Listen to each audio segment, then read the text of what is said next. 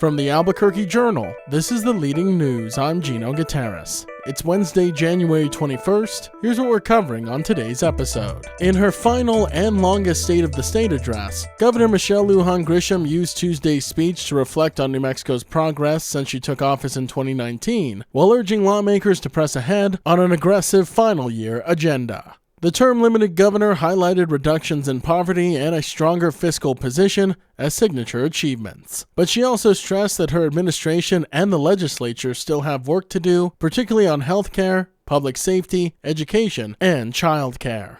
She opened the hour-long speech with a video showing her sharing lunch at Santa Fe's Topa Sofia's with former governors Gary Johnson, Susana Martinez, and Gary Carruthers, with Tony Anaya joining by phone, a nod to bipartisanship that appeared to resonate with some Republicans. GOP leaders say they align with the governor on certain priorities, including improving healthcare access and addressing violent crime. Senate Minority Leader William Scherer, a Republican from Farmington, said Republicans and the governor are on the same page on holding some violent defendants in custody before trial, while Representative Rebecca Dow, a Republican from Truth or Consequences, called GOP lawmakers, quote, unlikely allies on some issues. However, Republicans did push back on other proposals, including a renewed call for an assault weapons ban and expanded funding for the state's Universal Child Care Initiative. Scherer noted that many of the governor's major accomplishments, such as free school meals and tuition-free college, were made possible by record oil and gas revenues. Public safety also again took center stage, with Lujan Grisham pledging to continue pushing for tougher penalties for felons in possession of firearms and violent juvenile offenders. She also acknowledged persistent struggles in public education, noting that despite improved graduation rates, New Mexico continues to rank near the bottom nationally and has not yet fully complied with the landmark 2018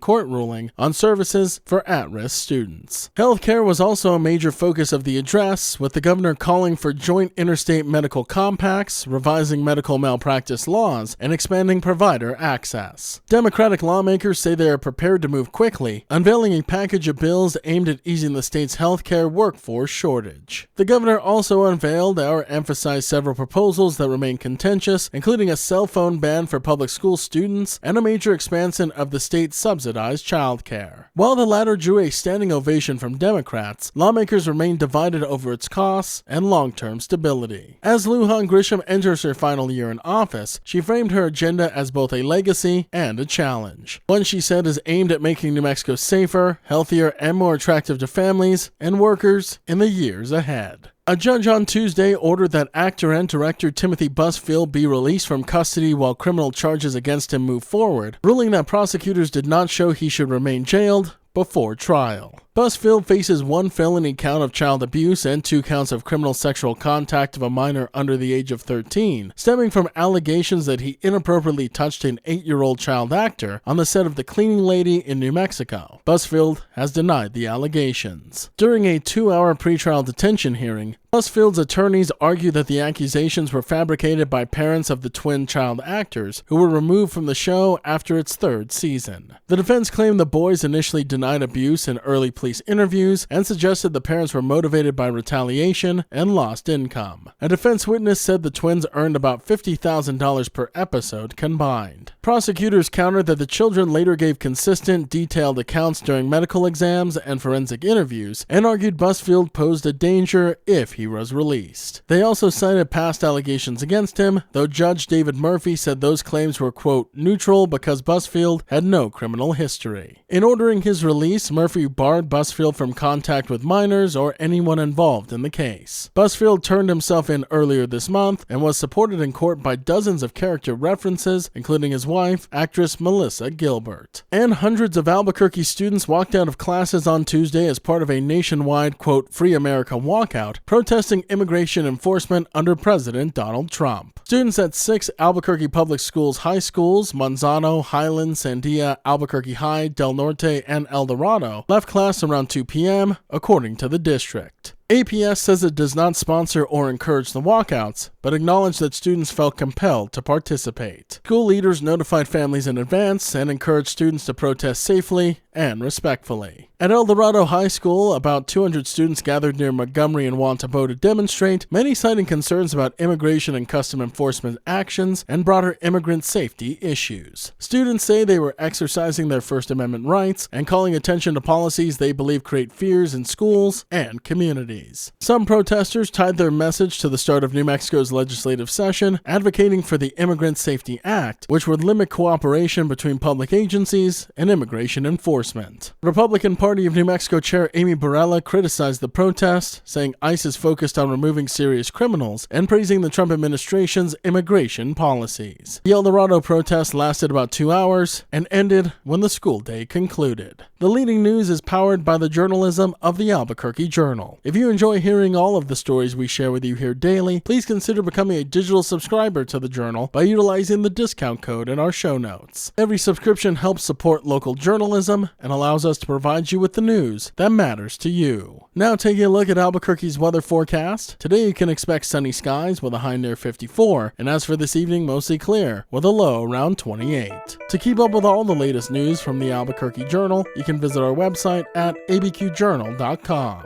That's the Leading News. I'm Gino Gutierrez. We'll be back tomorrow.